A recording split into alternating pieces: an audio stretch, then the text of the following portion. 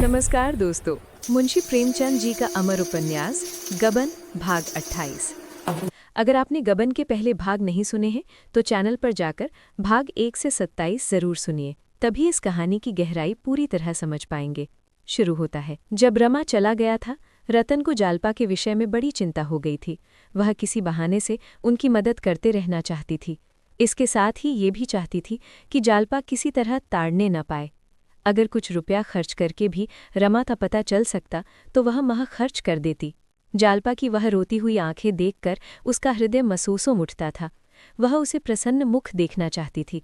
अपने अंधेरे रोने घर में ऊब कर वह जालपा के पास चली जाया करती थी। वहां पड़ी भर हंस बोलने से उसका चित्त प्रसन्न हो जाता था। अब वहां भी वही नहमत छा गई। यहाँ आकर उसे अनुभव होता था कि मैं भी संसार में हूँ, उस संसार में जहाँ जीवन है, लालसा है, प्रेम है, विनोद है। उसका अपना जीवन तो यज्ञ की वेदी पर अर्पित हो गया था। वह तन मन में उस व्रत का पालन करती थी, पर शिवलिंग के ऊपर रखे हुए घट में क्या वह प्रवाह है, तरंग है, नाद है जो सरिता में है? वह शिव के मस्तक को शीतल करता रहे, यही उसका काम है। लेकिन क्या उनमें सरिता के प्रवाह और तरंग और नाद का लोप नहीं हो गया है? इसमें संदेह नहीं कि नगर के प्रतिष्ठित और संपन्न घरों में रतन का परिचय था, लेकिन जहाँ प्रतिष्ठा थी वहाँ तकल्लुफ था, विद्याया था, ईर्ष्यों थी, न्याय थी। ऊब के संसर्ग में भी उसे अरुचि हो गई थी। वहाँ विनय अवश्य था, क्रीड़ा अवश्य थी, किंतु पुरुषों के आतुर नेत्र भी थे, विकल हृदय भी, उन्मत्त मद्य भी। जालपा के घर अगर वह शान न थी, वह दौलत न थी, तो वह दिखावा भी न था, वह ईर्ष्यो भी न थी। रमा जवान था, रूपवान था, चाहे रसिक भी हो, पर रतन को अभी तक उनके विषय में संदेह करने का कोई अवसरण नहीं मिला था, और जालपा जैसी सुंदरी के रहते हुए उसकी संभावना भी न थी। जीवन के बाजार में और सभी दुकानदारों की कुटिलता और अहलपन में तंग आकर उसने इस छोटी सी दुकान का आश्रय लिया था, किंतु यह दुकान भी टूट गई। अब वह जीवन की सामग्रियों वहाँ कहाँ बेसहाएगी, सच्चा मान कहाँ पावेगी? एक दिन वह ग्रामोफोन लाई और ग्राम तवत्र बजाती रही। दूसरे दिन ताज़े मेवों की एक कटोरी भरकर रख गई। जब आती तो कोई सौगात लिए आती। जब तक वह रमा से बहुत कम मिलती थी, पर अब बहुधा उसके पास आ बैठती और इधर उधर की चातें करती। कभी कभी उसके सिर में तेल डालती और बाल गूंथती। गोपी और विश्वंभर में भी अब भाव हो गया। कभी कभी दोनों को मोटर पर घुमाने ले जाती। वन में जाते ही वे दोनों उसके बंगले पर पहुंच जाते और कई लड़कियों के नाम वहां खेलते। उनके रोने चिल्लाने और झगड़ने में रतन को हार्दिक आनंद प्राप्त होता था। बहीन साहब की भी अब रमा के घरवाली में कुछ आत्मीयता हो गई थी। 4 बार पूछते रहते थे, रमा बाबू का कोई खत या कुछ पता लगा? उन लोगों को कोई तकलीफ तो नहीं है? एक दिन रतन आई तो चेहरा उतरा हुआ था, आंखें भारी हो रही थी।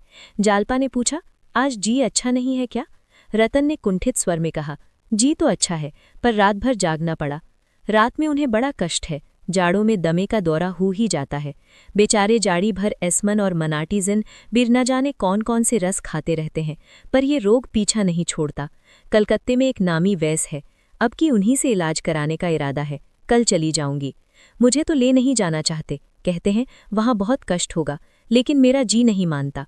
कोई विचारने वाला तो होना चाहिए। वहाँ 2-4 बार ही गई हूँ, और जब जब गई हूँ बीमार हो गई हूँ। मुझे यहाँ जरा भी अच्छा नहीं लगता, लेकिन अपने आराम की देखूं या उनकी बीमारी को देखूं? बहन, कभी कभी ऐसा जी ऊब जाता है कि थोड़ी सी संख्या खाकर सो रहें। विधाता से इतना भी नहीं देखा जाता। अगर कोई मेरा जीवन लेकर भी इन्हें अच्छा कर दे कि इस बीमारी की जड़ टूट जाए, तो मैं खुशी से दे दूंगी। जालपा ने साशंक होकर कहा, यहाँ किसी वैद्य को नहीं बुलाया? यहाँ के वैद्यों को देख चुकी हूँ बहन, वैद्य डॉक्टर सबको देख चुकी। तो कब तक लौटोगी? कुछ ठीक नहीं, उनकी बीमारी पर है। 1 सप्ताह में आ जाऊं, महीने 2 महीने लग जाएं, क्या ठीक है, मगर जब तक बीमारी की जड़ न टूट जाएगी न आऊंगी। विधि अंतरिक्ष में बैठी हंस रही थी। जालपा मन में मुस्कुराई। जिस बीमारी की जड़ जवानी में न टूटी, बुढ़ापे में क्या टूटेगी? लेकिन इस संवेदना में सहानुभूति न रखना असंभव था। बोली, ईश्वर चाहेंगे तो वह वहां से जल्द अच्छे होकर लौटेंगे। बहन, तुम भी चलती तो बड़ा आनंद आता। जालपा ने करुण भाव ने कहा, क्या चलूं बहन, जाने भी पाऊं। यहाँ दिन भर ये आशा लगी रहती है कि कोई खबर मिलेगी, वहाँ मेरा जी और घटाएगा। मेरा दिल तो कहता है कि बाबूजी कलकत्ते में है, तो जरा इधर उधर खोजना, अगर कहीं पता मिले तो मुझे तुरंत खबर देना। वह तुम्हारे कहने की बात नहीं है जालपा, ये मुझे मालूम है। खत तो बराबर भेजती रहोगी? हाँ, अवश्य, रोज नहीं तो अंतारे दिन जरूर लिखा करूंगी, मगर तुम भी जवाब देना। जालपा पान बनाने लगी। रतन उसके मुंह की ओर अपेक्षा के भाव में ताकती रही, मानो कुछ कहना चाहती है और संकोच नहीं कह सकती। जालपा ने पान देते समय उसके मन का भाव पाकर कहा, क्या है बहन, क्या कह रही हो? रतन कुछ कहना चाहती है। मेरे पास कुछ रुपए हैं, तुम रख लो, मेरे पास रहेंगे तो खर्च हो जाएंगे। जालपा ने मुस्कुराकर आपत्ति की। और जो मुझसे खर्च हो जाएं तो? रतन ने प्रफुल्ल मन में कहा। तुम्हारे ही तो हैं बहन, किसी गैर के तो नहीं है। जालपा विचारों में डूबी हुई जमीन की तरफ ताकती रही, कुछ जवाब न दिया। रतन ने खिसियाने से भाव में कहा, तुमने कुछ जवाब नहीं दिया बहन, मुझे समझ में नहीं आता तुम मुझसे क्यों खिंची रहती हो। मैं चाहती हूँ हम में जरा भी अंतर न रहे, लेकिन तुम मुझसे दूर भागती ही हो। अगर मान लो मेरे 50 रुपए तुम में ही खर्च हो गए तो क्या हुआ? बहनों में तो ऐसा कौड़ी चौड़ी का हिसाब नहीं होता। जालपा ने गंभीर होकर कहा, बुरा मानोगी? बुरा मानने की बात होगी तो जरूर बुरा मानूंगी। मैं तुम्हारा दिल दुखाने के लिए नहीं कहती, संभव है तुम्हें बुरी लगे। तुम अपने मन में सोचो, तुम्हारे इस बहनापे में दया का भाव मिला हुआ है या नहीं? तुम मेरी गरीबी पर तरस खाकर? रतन ने लपक कर दोनों हाथों से उसका मुंह बंद कर दिया और बोली, बस रहने दो, तुम चाहे जी गुमान करो, मगर ये भाव कभी मेरे मन में न था और न हो सकता है। मैं तो जानती हूँ अगर मुझे भूख लगी हो तो मैं निस्संकोच होकर तुमसे कह दूंगी, बहन मुझे कुछ खाने को दो, भूखी हूँ। जालपा ने निर्ममता से कहा, इस समय तुम ये कह सकती हो, तुम जानती हो कि किसी दूसरे समय तुम पुरियों या रेटियों के बदले मेवे खिला सकती हो, लेकिन ईश्वर न करे कोई ऐसा समय आए जब तुम्हारे घर में रोटी का टुकड़ान न हो तो शायद तुम इतनी निस्संकोच न हो सको। रतन ने दृढ़ता से कहा, मुझे उस दशा में भी तुमसे मांगने में संकोच न होगा। मैत्री परिस्थितियों का विचार नहीं करती, अगर ये विचार बना रहे तो समझ लीजिए मैत्री नहीं है। ऐसी बातें करके तुम मेरा द्वार बंद कर रही हो। मैंने मन में समझा था तुम्हारे साथ जीवन के दिन काट दूंगी, लेकिन तुम अभी से चेतावनी दिए दे रही हो। अभागों को प्रेम की भिक्षा भी नहीं मिलती। ये कहते कहते रतन की आंखें सजल हो गई। जालपा अपने को दुच्छनी समझ रही थी और दुखी जनों की निर्मम व्यथा कहने की स्वाधीनता होती है, लेकिन रतन की मनोव्यथा उसकी व्यथा से कहीं विदारक थी।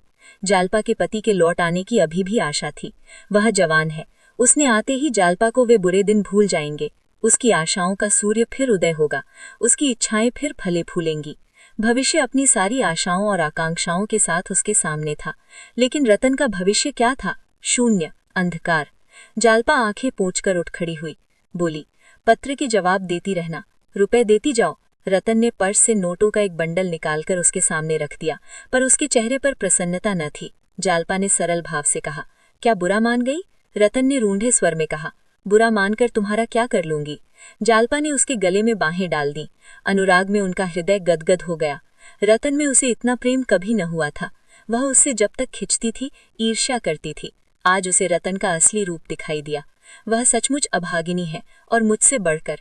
एक क्षण बाद रतन आंखों में आंसू और हंसी एक साथ भरे विदा हो गई। अगर आपको ये प्रस्तुति पसंद आ रही है तो वीडियो को लाइक करें, अपने विचार कमेंट में लिखें और चैनल को सब्सक्राइब करना न भूलें।